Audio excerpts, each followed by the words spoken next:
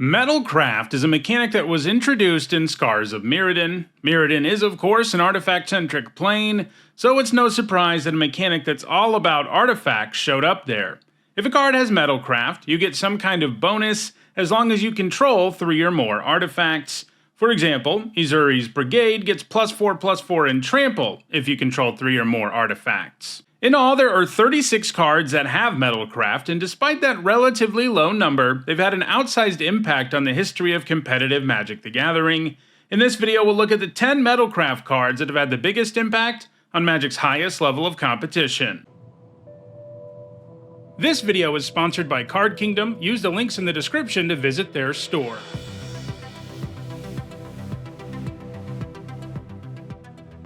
Before we get started, here's a quick reminder on how I rank cards in these videos. A first tier top 8 is worth 2 points. This includes events like Pro Tours, and a second tier top 8 is worth 1 point. This includes events like regional championships.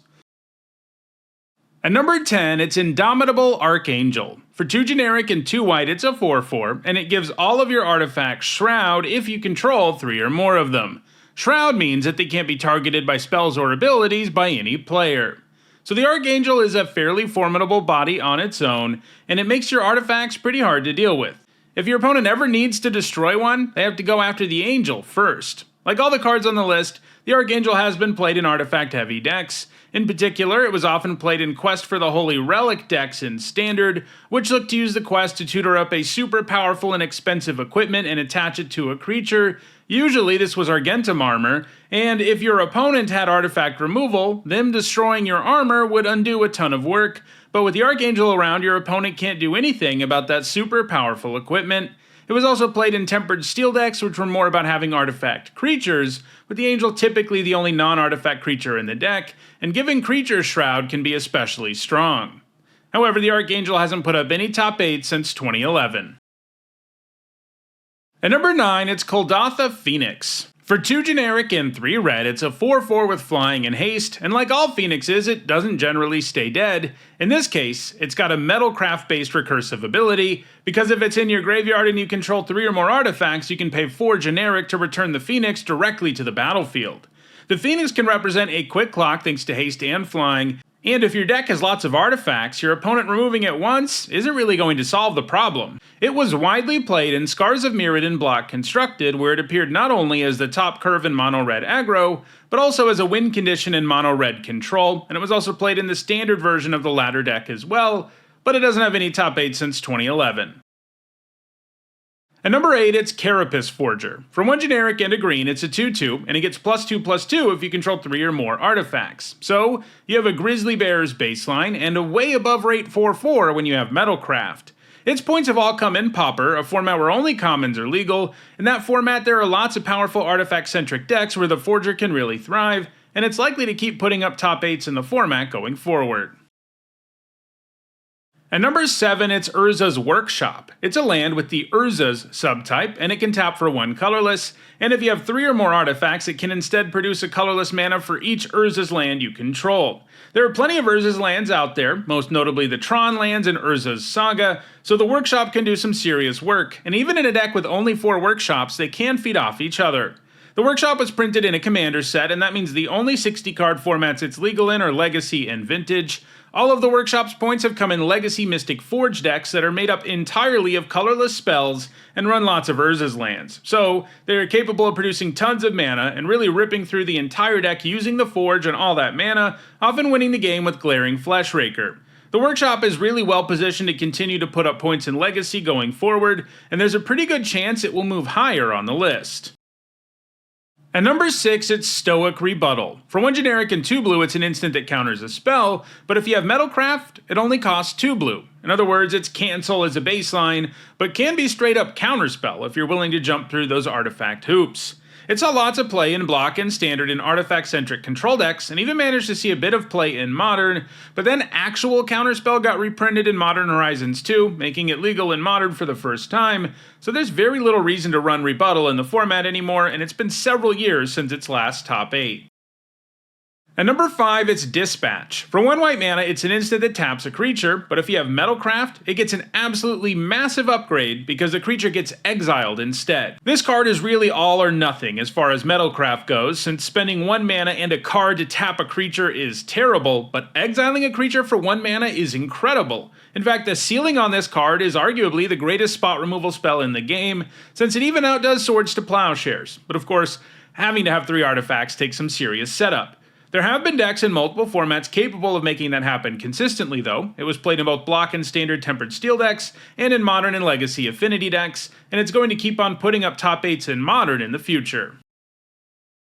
At number 4, it's Etched Champion. For 3 generic, it's a 2/2, and when you control 3 or more artifacts, it has protection from all colors. So, of course, it takes setup, but gaining protection from everything except colorless stuff is a big deal. It means that anything that has a color can't block, damage, target, or enchant the champion, meaning it gets a ton of protection from removal and has evasion once Metalcraft is online, and obviously enough the champion itself counts towards Metalcraft, making it easier.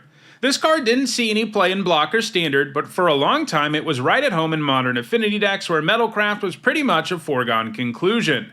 Additionally, those decks utilized Cranial Plating and Arcbound Ravager to make it so you could have a huge Etched Champion, and that feels good because creatures with any color at all can't block it, and that's most of them. The bad news for the champion is that traditional affinity decks don't really exist in Modern anymore. These days they're super focused on doing things with +1/+1 counters with Arcbound Ravager and similar creatures, and the champion isn't nearly as good of a fit as it used to be, and it doesn't have any top 8 since 2022 as a result.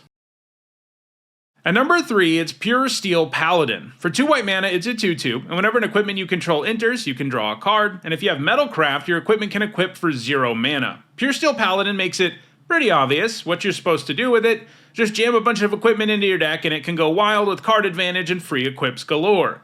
Especially because drawing cards means you're going to draw some more equipment, which will probably ultimately give you Metalcraft. The Paladin has gained most of its points in Modern, at first in unique Storm decks that played a bunch of 0 mana equipment like Bonesaw, and constantly bounced it all back to your hand with Retract, and then replayed them and drew a bunch of cards. This resulted in you drawing your deck and producing a massive Storm count for a lethal Grape Shot, which you would inevitably draw because the Paladin will have ripped through your whole deck. More recently, though, it's found more consistent success in Hammer Time, a deck that specializes in equipping Colossus Hammer in the extreme early game, which the Paladin enables with its Metalcraft ability. Hammer Time decks have also made some occasional appearances in Legacy. It's been a very important deck in Modern for several years now, and the Paladin is likely to keep on gaining points in the future. At number 2, it's Galvanic Blast. For 1 red mana, it's an instant that does 2 to any target, and if you have Metalcraft, it does 4 instead. So this is Shock with upside, and Shock as a baseline is already a pretty solid card, but if you have Metalcraft, it's a better Lightning Bolt, which is amazing. There have been a lot of artifact-heavy decks over the years in multiple formats that have been able to use this at full power without too much trouble. As we've seen, the block and standard formats it was part of had a ton of artifacts, with many decks having an artifact theme or sub-theme, so it saw playing a wide variety of decks there, including Grixis Control, Wolf Run Titan, and Red Deck Wins. It's been the most successful in Modern, where it's gained tons of points in various artifact over the years, with Affinity and Urza decks the most prominent decks it's been played in. As a common, it also sees lots of play in Pauper. It's going to continue to put up top 8s. However, the card in front of it is likely to remain in front for the foreseeable future, and that card is, of course, Mox Opal. Most of you probably figured this would be number 1, so there's no big surprise here.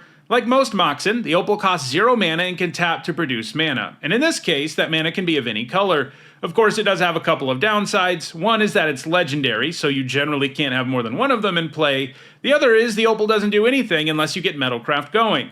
But if your deck is loaded up with cheap artifacts, you don't have to work that hard to make this do its thing, and a 0 mana Mana Rock is incredibly strong. Unsurprisingly, it's been played in artifact decks across pretty much all of Magic's formats. It was so good in Modern that it eventually got banned out of the format in 2020. It's still going strong in both Legacy and Vintage though, so it won't really be losing its spot on this list anytime soon. So those are the best cards with Metalcraft. If you're building an artifact deck, you're going to want some of these cards.